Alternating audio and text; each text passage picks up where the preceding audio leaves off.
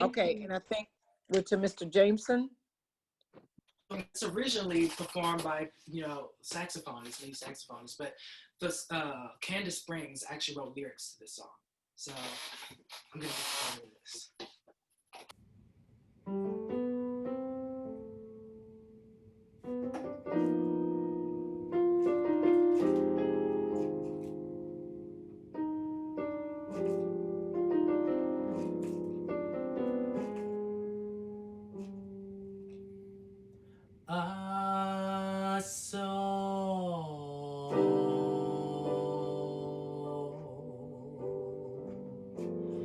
I'm told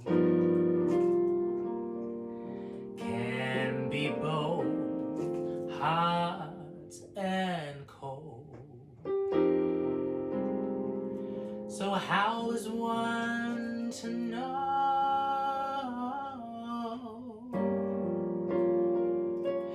which way to go? A soul is mirrored in the eyes,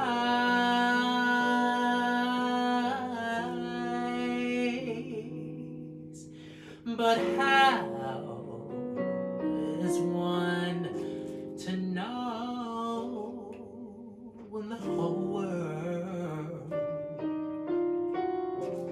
is full of such lies? So darling, watch those eyes, and even more those lies. And then you will see them smile for a long, long while. Then you know that they're ones who always be true. That's how that is how I found you.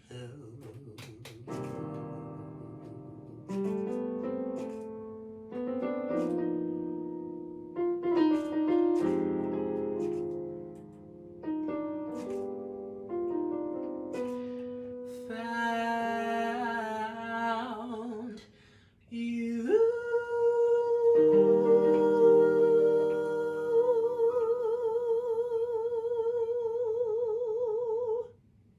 Nice.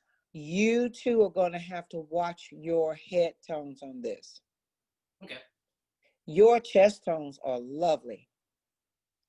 Now your phrasing is wonderful. I don't know if you stole the phrasing from the person you heard sing this, or if this is your interpretive phrasing. But the phrasing on you do understand when I said the phrasing, right? Yes. And so the phrasing, everybody, when I'm talking about with Jameson in jazz vocal, you can sing a song. You could say, Mary had a little lamb, little lamb, little lamb. Mary had a little lamb, its fleece was white as snow. But my phrasing may be, Mary had a little lamb, little lamb, little lamb. Mary had a little lamb. So that's my phrasing. Listen to yourself and record yourself. You got those phones that can do everything. Record yourself when you're doing this. If it's a song that you're going to do for audition, start working on that song weeks before the audition and start listening to yourself, and get somebody that has an ear besides you, amongst your peers, and say, hey, listen to this. Do I sound pitchy? you know, and but you all have done some great work. I do, Jameson, thank you so much for that. I enjoyed that very much, and really a good song selection, and you did some beautiful interpreting on that. You're welcome. So because we have to keep moving, I want to hear some of the answers of the questions that you all had. And I wanted to start with, what do you want in this business? I think that was the most poignant question probably of the night. What do you want? And I want to start, Jameson, with you. I said what I want. I mean, I put it in two parts. One is a generic thing about, you know, wanting the world and wanting fame. But then I feel like there's no point of even that if you can't be a messenger. And I feel like the main thing I want is to be a messenger for people and to express for myself, but also people that can't express for themselves. Great, great. Trey? I just want to perform, if that's just for like 2 people or thousands of people. I just love performing and making people feel welcome and happy and something like that. I love it. I love it. Ariana? Kind of a mix of both of those. I wrote down that I wanted to be happy performing for people and, you know, find a way to be performing that would keep me happy and sustain it. And then also, excuse me, to be able to tell important stories to people and convey them well. Mm-hmm. You have a beautiful voice, Ariana. Thank you. You're welcome. Shania? I said I wanted to be a legend, and I just really want to be able to share my story with the world. Oh, good, good, good, good. And Aubrey? Some selfish part of me wants to be, you know, famous and rich and all that, but as long as I'm sharing music and learning as much as I can about music itself, I don't know whether that's performance or teaching or composition. I just want to keep doing it as long as I can. Okay. I want to say all of those are so great, so excellent, so wonderful. Be intentional with what you want. And everything that you all wrote down, be intentional with it. Don't let it just be something pie in the sky or kind of thing. Work towards that. Be very intentional in what you all wrote down. The other thing I want to go over real quick is, what were your responses, starting with you, Aubrey? What were your responses and how you respond and your reaction to if you mess up or, you know, or didn't get the audition? I want to hear that. If I mess up in a performance, while I'm performing, I try not to dwell on it because it just drags you down. But I like to reflect on how I did during that performance, how I think I personally did. And I always like to improve every piece that I do, whether I walk out of an audition with or without the role or the part. I constantly want to learn as much as I can about what I'm doing. And so as long as I'm learning and improving, I don't react badly to bad news, to not getting into a show or not getting a part that I want. I just react as, okay, the director had this vision. I gave it my all. That's all I could have done. Wow. You guys, I hope you took that in, because I'm not asking you all this for me. I'm asking you all this for each other. And thank you, Aubrey. That was really good. Shania? When things like that usually happen, my stomach drops, but the show must go on. And after the show, I usually get really upset at myself, but that just gives me the opportunity, if it is another show, to push. There you go. There you go. Find the positiveness in it.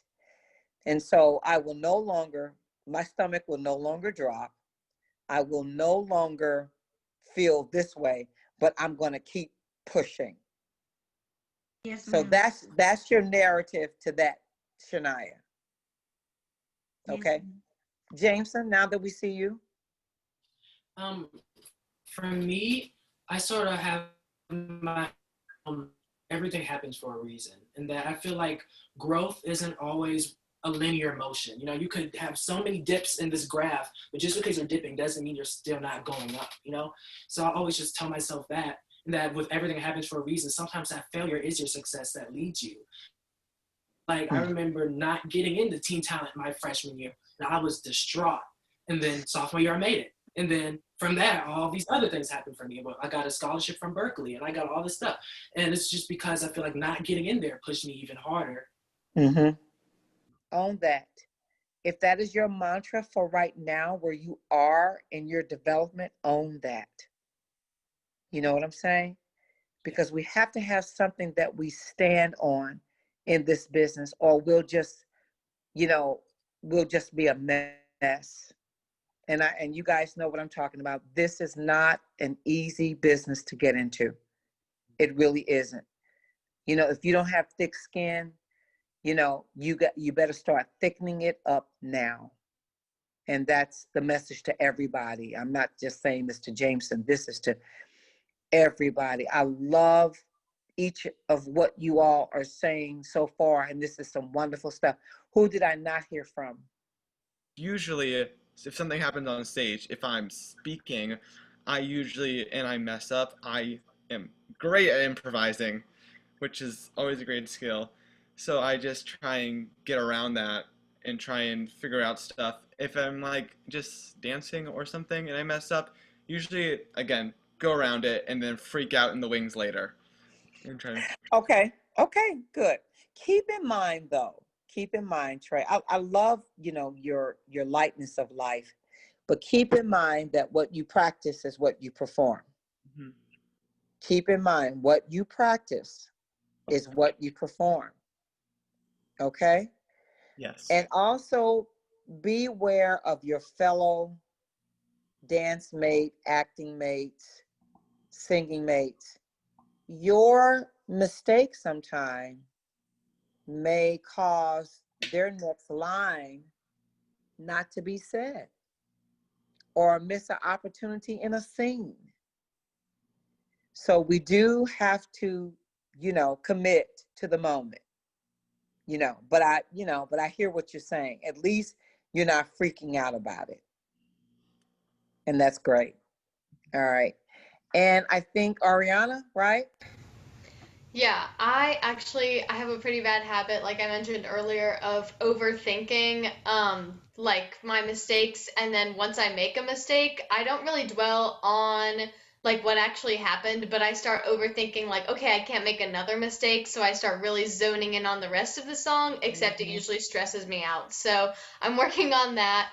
And then when it comes to just not getting, a role or a job or something, it can be a little disappointing in the moment, but like Aubrey said, it's really just if you've done everything you can and it's out of your control, then it's not something to dwell on, and so it doesn't really bother me. That's great. And continue to not let it. Remember, I think I could be wrong, but I sense a level of perfection about you, Ariana. I think you're a perfectionist. And remember that you're at the learning stage right now. So allow yourself to make mistakes. You know what I'm saying? Mistakes can be fun sometimes. So allow yourself, to make some mistakes, the room to grow. You all are some wonderful, wonderful artists in the making. I look forward to coming to your shows and being your guest and coming behind stage and saying, look at you. So if you when things get back to normal, when I'm back here in St. Louis, I would love for you all to come to my concerts. You have a free ticket for yourself. And again, I want to thank Mary Strauss for this wonderful opportunity. It's been a joy and a pleasure in speaking with each and every one of you. Go forth and always do your personal best and continue to do what you're doing in this business called entertainment. And I look forward to hearing great things from each and every one of you in the future. I just want us all to give Miss Denise a round of applause. Thank you. Thank you so much, Miss Denise, because not only has she given you such inspiration and some really concrete facts that you can use in your toolbox of wonderful going forward things to help you in your career, you may be asked to sing at one of her birthday parties in the future. That's right. So, That's right. practice, and keep That's finding right. those opportunities. And thank you so much for being part of this. It's been a pleasure. Thank you, guys. Thank you, Judith.